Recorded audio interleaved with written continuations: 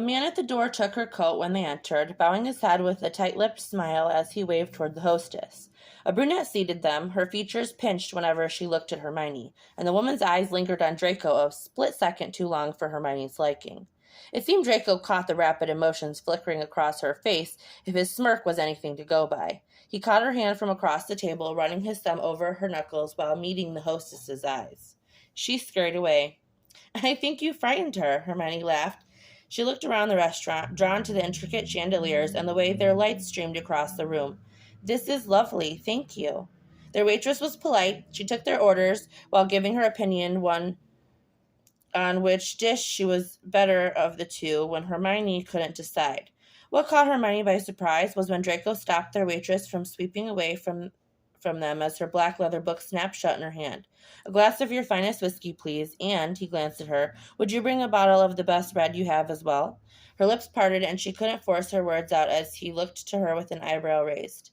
"What is it?" Hermione glanced around them, purposefully keeping her voice low. "You do realize you don't need to ply me with fancy wine in order for me to enjoy your company, don't you? I told you money isn't an issue for me, Hermione." "That may be so, but a bottle of their finest wine sounds so frivolous. Of course I'm not judging how you choose to spend your money." Hermione hurried to slip that in there, not at all wanting to sound like she was the controlling sort. "You just don't have to spend that on me." Lacing his fingers through hers, Draco smirked. "And if I want to?" That wasn't the response she was expecting. He never said what she was prepared to hear. "Hermione," he said softly, "I could make frivolous purchases every day for the rest of my life, and I still wouldn't run out of money." Her thoughts came to a sudden halt, unable to process that. "Pardon?" She managed to thank the waitress as she left the wine with a glass of whiskey for Draco. "What exactly does that mean?" Draco poured her glass, keeping it at a modest level, and Hermione considered taking the bottle instead. Her nerves hadn't felt so frayed around him for weeks. His fingers wrapped around his glass. "I've only just realized this has never come up. I enjoy working, but I was born into a very old family with old money." "Oh," Hermione breathed, "I had no idea." Which was ridiculous. She seethed at herself quietly. Suddenly, multiple things made sense, and she'd been too struck by his charm to notice. That wasn't like her at all. "I still think you shouldn't spend mindlessly on me, however." He snorted. "Of course you don't. Well, I can't make any promises, but I'll rein myself in where I can." She smiled. "That's good enough." They talked about his childhood, about his parents, who conveniently went unnamed, but she was so caught up in his stories and that she didn't notice the time. She learned how he had been a well-behaved child, but had slipped into slightly rebellious tendencies as he grew into a young adult. However, Hermione doubted those instances were merely rebellious, as he'd worded it.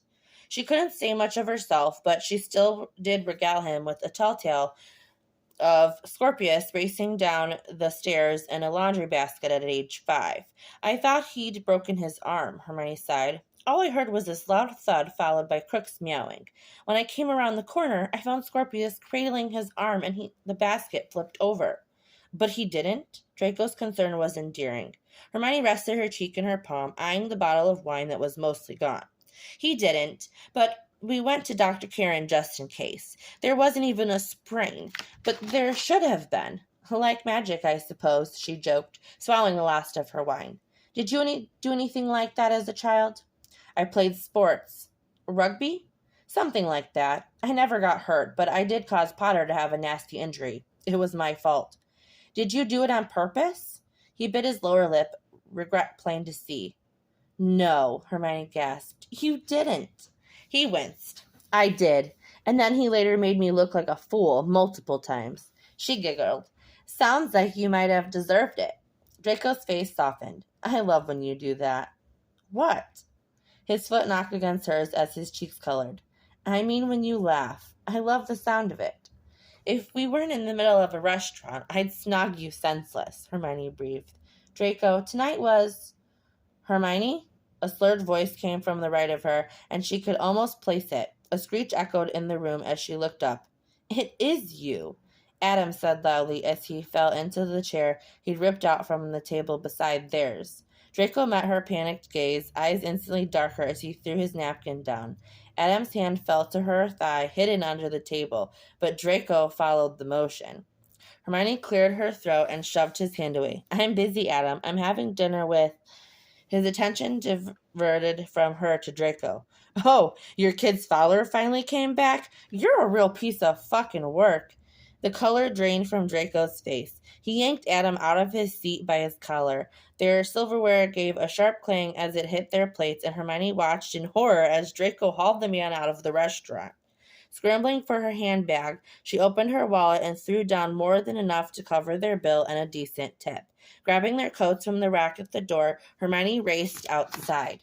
By the time she had found the two of them, Adam seemed to have said something horrible, how unsurprising, and he swung at Draco. Wait, stop! Hermione cried out. Draco caught his fist, curving it backward with a hard look claiming his features. He said something, but she couldn't hear it, and there was a sickening crunch when Draco returned the attack in kind. Blood spurted from Adam's nose, pouring openly down his shirt. He didn't say anything, but he did shoot her a hot glare as he stumbled away. She rushed towards Draco, their coats slung over her arm as she grabbed his hands. Are you all right? Hermione scrutinized him for any injuries that could have occurred before she'd made it outside. I'm fine, he confirmed. Who was that? His name is Adam. I let him buy me dinner once and didn't return his call for a second date. She handed him his coat, shrugging her over her shoulders. I paid the bill, by the way. Shit! He pinched the bridge of his nose, exhaling slowly. Fuck, that bottle of wine. She snickered. It was absurdly expensive, yes, but I don't think they're going to allow us back inside after this. Possibly ever. Sighing, he muttered, You're probably right. But Hermione began softly stepping forward and fidgeting with the lapels of his coat. Due to that obscene bill, I'll let you make it up to me. How exactly would one do that? For the record, I will be paying you for that check. You will not hear me complaining. I do have bills to pay. As for how you'll make it up to me, I think I'll just have to show you. I imagine you won't have any complaints. Casting a look towards the restaurant one last time, Hermione stifled a laugh. The night had taken such a dramatic turn. Come on, Hermione murmured, taking his good hand and sliding her fingers through it. It's only a short walk back to mine, and we really need to ice your hand. Draco stared at his hand, grimacing as he saw the swelling. It's not that bad, he muttered, allowing her to tug him along. Barking a laugh, Hermione shook her head. You're kidding. It's terrible. Yeah, well, you should see the other guy. She might have rolled her eyes, but there was no stopping the laugh that escaped her. I think out of all the dates I've had, this was the most interesting. Hermione purposefully stepped in a puddle, watching the surface ripple as she leaned against him. I'm not sure that says about me. Draco squeezed her hand, bumping his hip against hers playfully as she brushed her hair from her face. Fuck, this really hurts. I'll bet. His face was pointy, much like someone else. She cut herself off, mortified, and without a clue where the thought had come from. Hermione hoped that he hadn't noticed. That was evidently too much to hope for. Who were you thinking of just now, Granger? Hermione drew her lip between her teeth. No one. Are you certain? Yes, of course. He smirked. So you weren't about to tell me I have a pointy face? Dragging a hand down her face, Hermione sighed. How upset would you be if I did?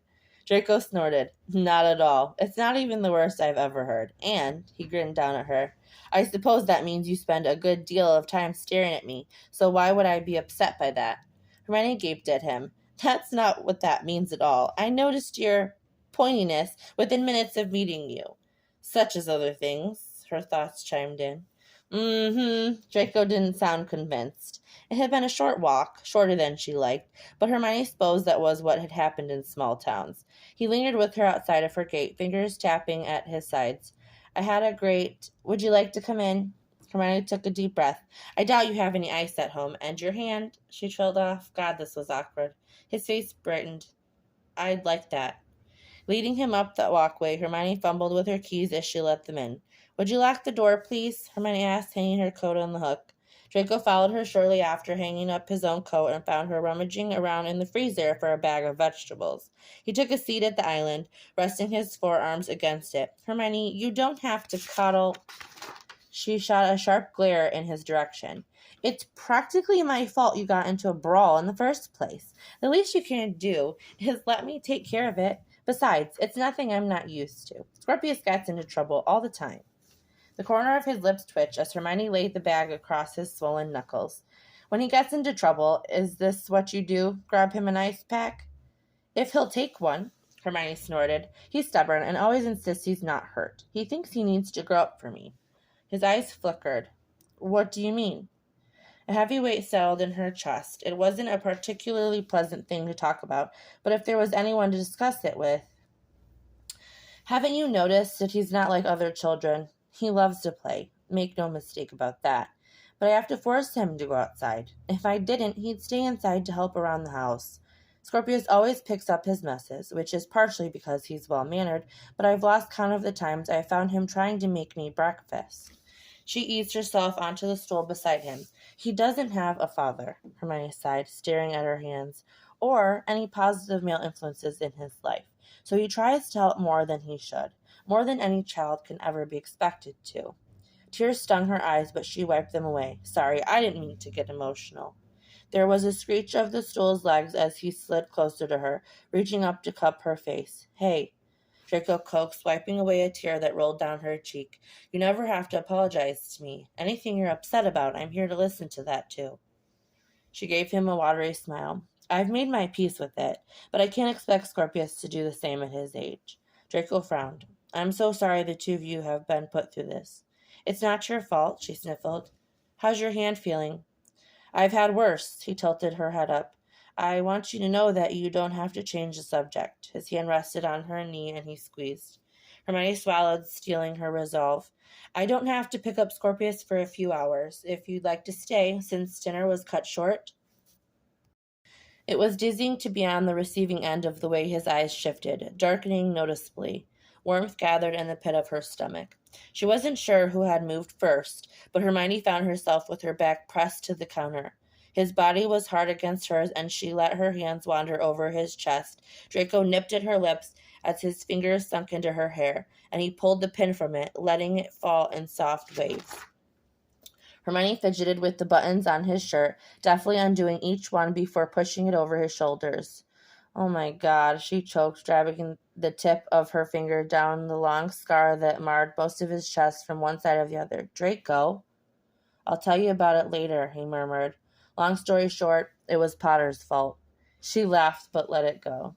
Maybe we should move this. Hermione traced the hard lines of his stomach.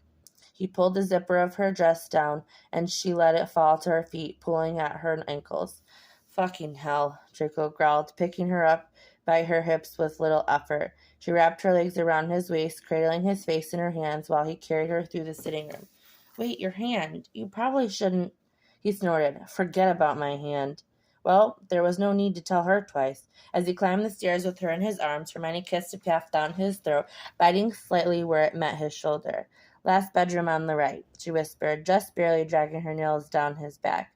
The toe of his shoe met her door, and he kicked it open. Draco sat on the edge of the bed, and she straddled his waist. He let out a string of profanities as her bra fell to the floor.